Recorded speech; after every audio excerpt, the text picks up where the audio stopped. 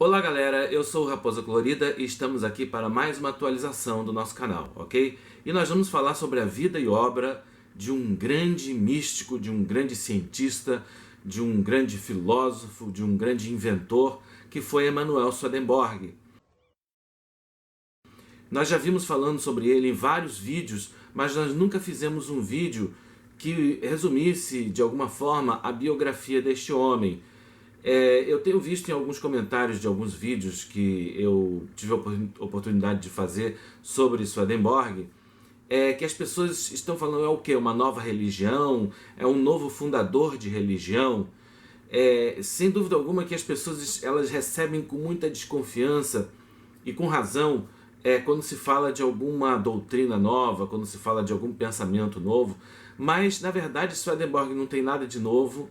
Ele foi um homem que viveu no século XVIII, como a gente vai falar um pouco mais amplamente, e foi inspiração para muitos intelectuais e poetas, escritores, que foram reconhecidos pela humanidade posteriormente.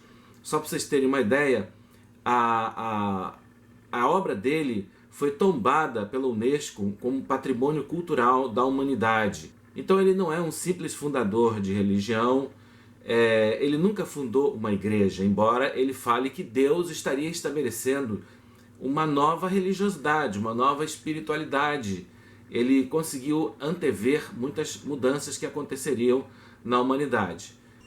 Então, antes de você julgar Swedenborg como mais um fundador de filosofia, ou de seita, ou de religião, procure ver essa biografia, ouça o que está sendo dito ali, e medite sobre isso, se realmente ele foi um homem comum, um homem vulgar, que queria arrebanhar pessoas. Ele nunca fez isso em toda a sua vida. E uma observação sobre essa biografia que eu vou narrar para vocês na sequência, é que existem algumas falhas nela. Existem algumas falhas por exemplo, quando se fala que ele foi sacerdote, ele nunca foi sacerdote, o pai dele é que foi. E também ele não teria exatamente escrito um livro intitulado O Mundo dos Espíritos. Ele, na verdade, ele lançou posteriormente um livro que tem como título O Céu e o Inferno. Mas eu mantive essa biografia, mesmo com todas essas imperfeições. Eu considero essa biografia muito significativa porque foi escrita por um homem de literatura, um literato, uma pessoa que tenha a intimidade com os escritos de poetas e escritores, e eu acho que homens que não jamais se seduziriam por uma seitazinha qualquer, ou uma filosofia vulgar qualquer, ou um pensamento barato. Então, gente, se liga na sequência aí do nosso vídeo, ok?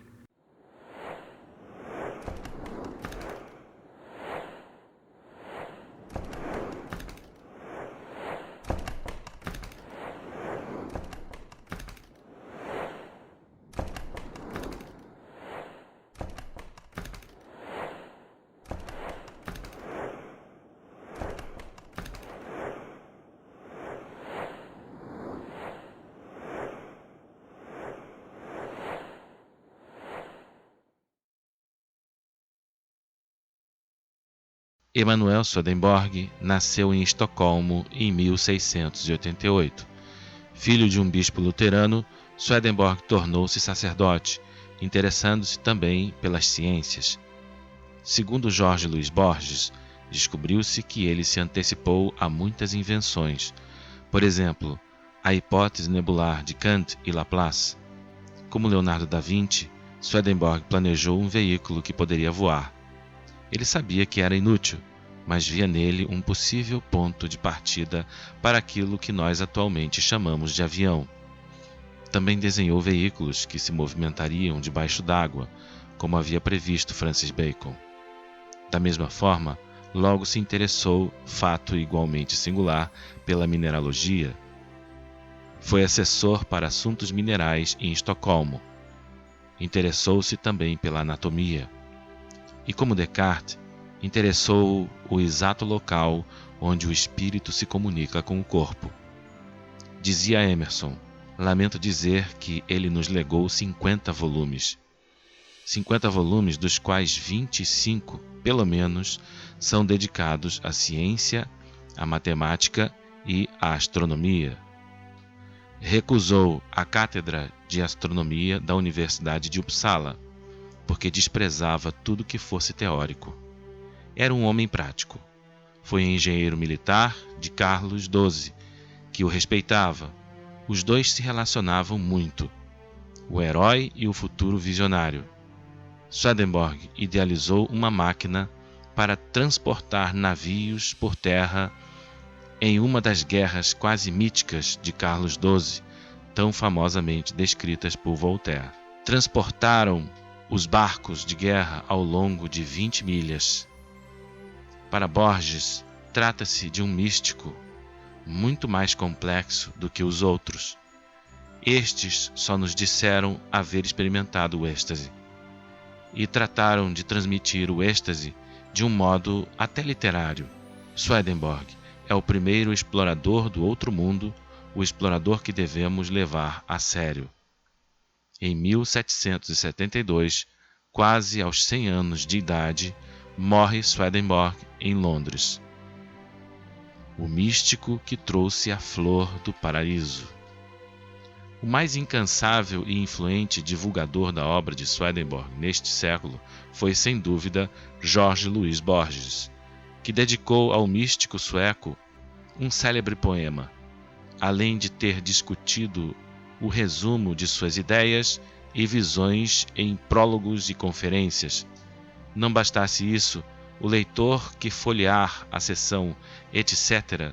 do volume História Universal da Infâmia descobrirá um fragmento de Swedenborg reescrito por Borges e transfigurado em canto magistral. Como os tratados de Swedenborg nunca foram traduzidos para o português, poder-se-ia até imaginar que o célebre místico do século XVIII, como os outros que constam das ficções, seria mais uma invenção borgiana, daí a compreensível inacessibilidade de sua obra. A verdade é que o contato do leitor brasileiro com as ideias de Swedenborg sempre se deu de maneira indireta e, o que é mais curioso, através da mediação de obras de ficção, o que acabou acentuando o caráter irreal do autor de O Mundo dos Espíritos.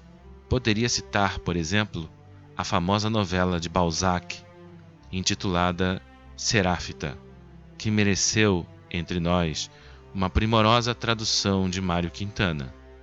Nela, um anjo swedenborgiano desce à terra e desperta paixões em ambos os sexos, mas não se compromete com ninguém. A certa altura, os personagens de Balzac começam a discutir as ideias do místico sueco, e o fazem com conhecimento de causa e bastante probidade, pois se trata de um diálogo entre iniciados.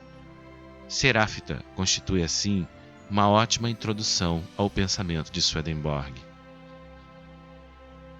Além de Balzac e Borges, muitos outros homens ilustres se deixaram fascinar pelas visões deste místico, mas quase sempre são artistas os seus discípulos mais fervorosos. Pode-se, inclusive, afirmar que a influência de Swedenborg na literatura ocidental foi e ainda é considerável. Baudelaire, para citar um caso exemplar, teria se inspirado na teoria das correspondências do místico sueco para compor seu célebre poema sobre a sinestesia, que é uma das matrizes da arte moderna. Pushkin, na Rússia, foi um leitor entusiástico de Swedenborg, sem contar que na Alemanha este gozou de enorme prestígio desde o instante em que suas primeiras obras, escritas em latim, foram publicadas. Kant, por exemplo, chamava Swedenborg de vedor de fantasmas e escreveu um livro, Sonhos de um Visionário, para discutir o seu caso, expressando admiração e repulsa pelos diálogos ora angelicais, ora demoníacos, transcritos pelo místico. Quando Borges comenta Swedenborg e traça sua influência na literatura, o faz parcialmente pois não menciona nomes como Hoffmann e Nerval, limitando-se a citar ilustres escritores e poetas ingleses que ele próprio admira e que lhe teriam revelado a obra do místico sueco. De Quincy, sobretudo, e o discutido rebelde de Swedenborg, o poeta William Blake.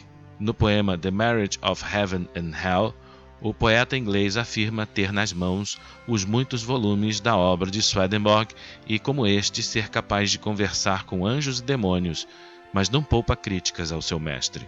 Segundo Borges, o poeta inglês incorporou a originalíssima concepção de céu e inferno de Swedenborg, mas lhe acrescentou uma exigência nova. Para salvar-se, não basta ser justo, é necessário, além disso, ser artista. Swedenborg, por sua vez, já havia dito que a inteligência era um quesito imprescindível para se usufruir plenamente do paraíso. Comecei esta nota introdutória citando Borges e gostaria de concluí-la da mesma forma, como lhe prestando uma homenagem ao grande responsável pela redescoberta da obra de Swedenborg no século XX. Reproduzirei abaixo um paradoxo borgiano que originalmente teria sido elaborado pelo poeta Coleridge. Se um homem atravessa el paraíso en un sueño y le dieron una flor como prueba de que había estado allí, y si al despertar encontrara esta flor em sua mano, entonces ¿qué?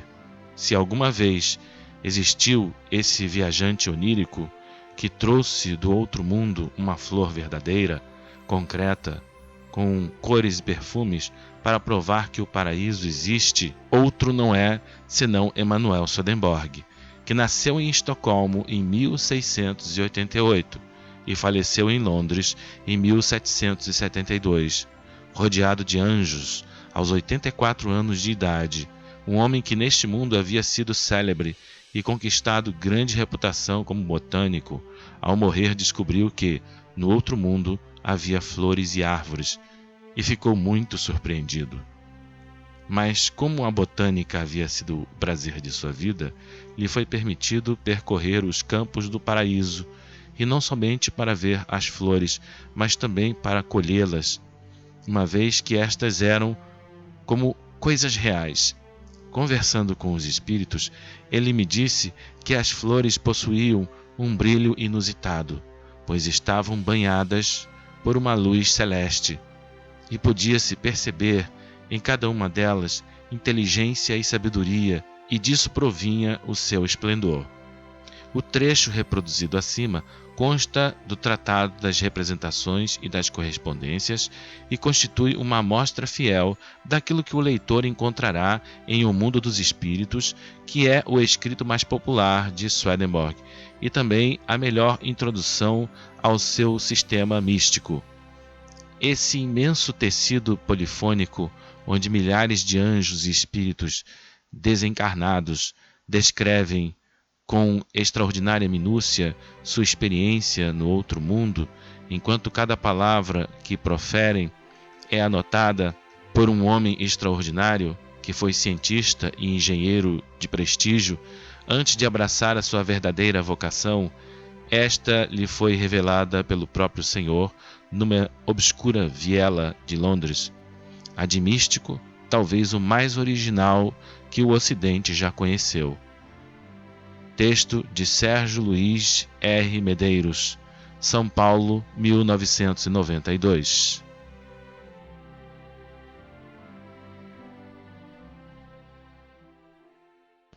Se gostou, não esquece de dar um joinha no nosso vídeo, ok? E compartilhar também nas redes sociais, no YouTube, no Twitter, no Facebook, no Google+, ok, gente? Então até o próximo vídeo, se assim Deus permitir.